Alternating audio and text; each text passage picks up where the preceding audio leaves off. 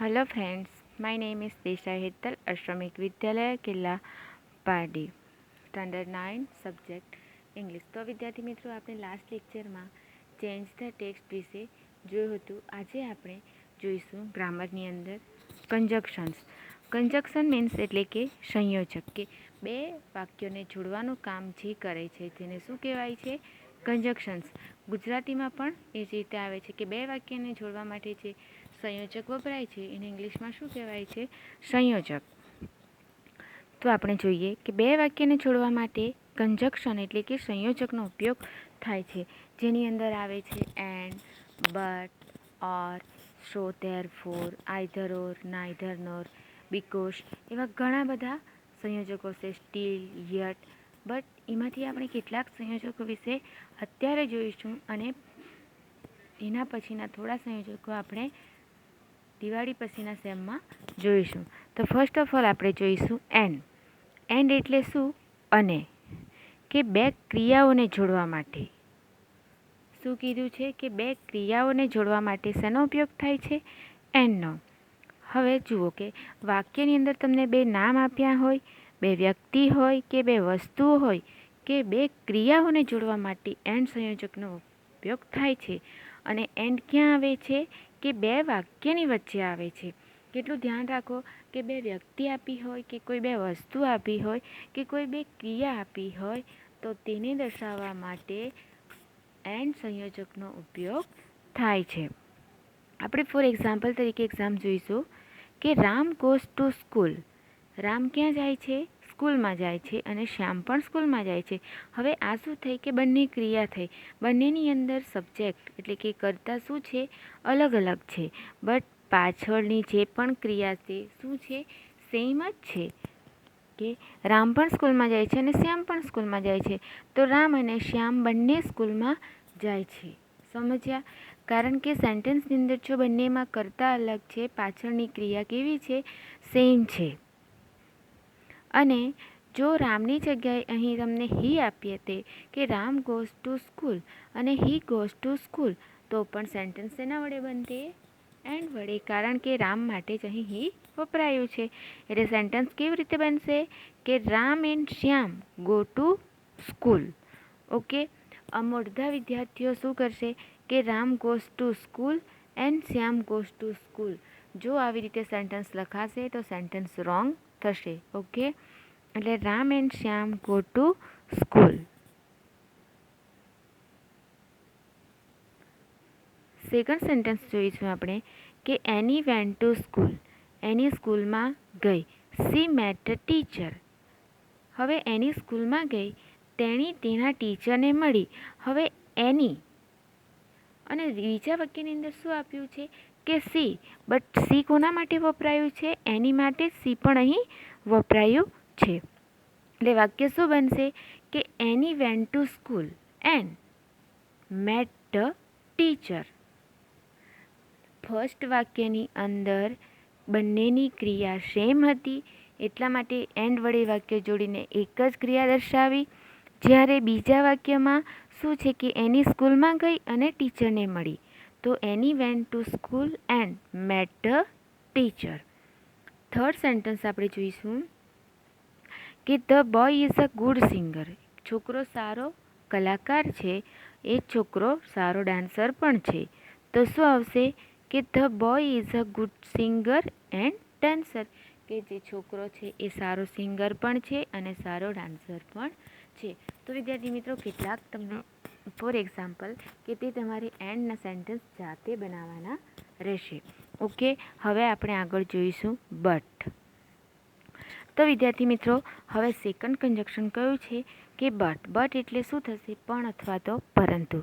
કે બે વાક્યો વચ્ચે પરસ્પર વિરોધાભાસ, કે બે વાક્ય વચ્ચે કોન્ટ્રાક્ટ, બે વાક્ય વચ્ચેનો વિરોધાભાસ દર્શાવવા માટે કયા સંયોજકનો ઉપયોગ થાય છે?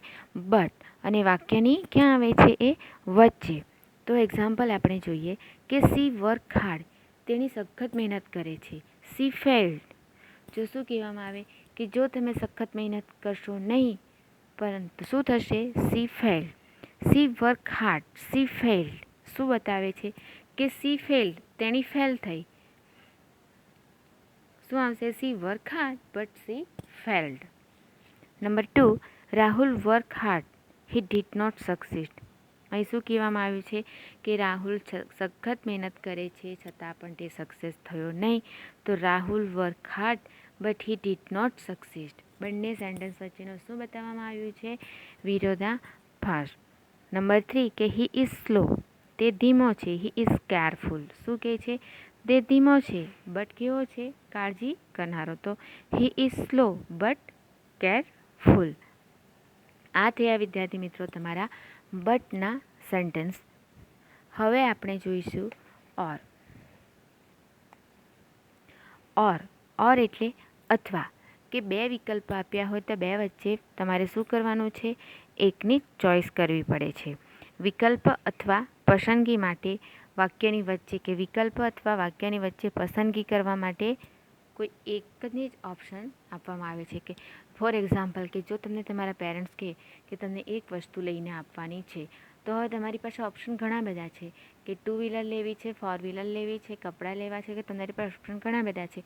બટ તમારે એક જ ઓપ્શનની ચોઈસ કરવાની છે. એટલે તેમાંથી તમારે ઘણી બધી વસ્તુઓને જતી કરવી પડે છે અને એક વસ્તુની ચોઈસ કરવી પડે છે. તો ફોર એક્ઝામ્પલ, કે will you have a tea and will you have a coffee. શું તમે કોફી લેશો કે ચા લેશો? તો will you have a tea or a coffee, બંનેમાંથી એકની ચોઈસ કરવાની છે. તો એના માટે શું વપરાય છે? ઓર. સીટ હિયર, અહીં બેસો કાં તો ઘરે જાઓ. Seat here or go home, અહીં બેસો અથવા તો ઘરે જાઓ. સમજ્યા? એટલે બે વસ્તુ આપી હોય અને બેમાંથી એકની જ પસંદગી કરવાની હોય ત્યારે કયો ઓપ્શન વપરાય છે? ઓરનો. હવે આપણે કેટલાક ઉદાહરણોને ડિસ્કસ કરીશું. કે જો કે આઈ શેલ જોઈન આર્મી, હું જો આર્મીમાં જોઈન થયો. આઈ શેલ સિવિયર માય કન્ટ્રી, તો શું થશે? કે આઈ shell join army and I shell severe my country, કે હું મારા દેશની રક્ષા કરીશ. હવે આ જ સેન્ટેન્સને જો તમારે બટ વડે બનાવવું હોય તો પણ બનાવી શકો. કે આઈ shell join army but severe my country. હું તમને એન્ડ, બટ અને ઓર વડે કેટલાક સેન્ટેન્સો બનાવવા માટે સેલ્ફ પ્રેક્ટિસ આપીશ કે જે તમારે નોટ્સની અંદર બનાવીને લખવાના છે. હવે આપણે આગળ કન્જક્શન જોઈશું. સો અને ધેરફોર. સો ધેરફોર બંને કન્જક્શન વપરી શકાય છે. તેથી અને માટે. શું બંને કન્જક્શન શું બતાવે છે? કે પરિણામ દર્શક વાક્યની વચ્ચે આવે છે. આઈ વોઝ ઇલ, હું બીમાર હતો. I could not attend the school, જો હું બીમાર હતો તેથી હું શાળામાં જઈ શકું તેમ નથી. હવે અહીં વાક્ય આપ્યું છે, જુઓ કે હું શાળામાં જઈ શકતો નથી. કેમ? એનું કારણ શું છે? અહીં બતાવો કે હું બીમાર છું.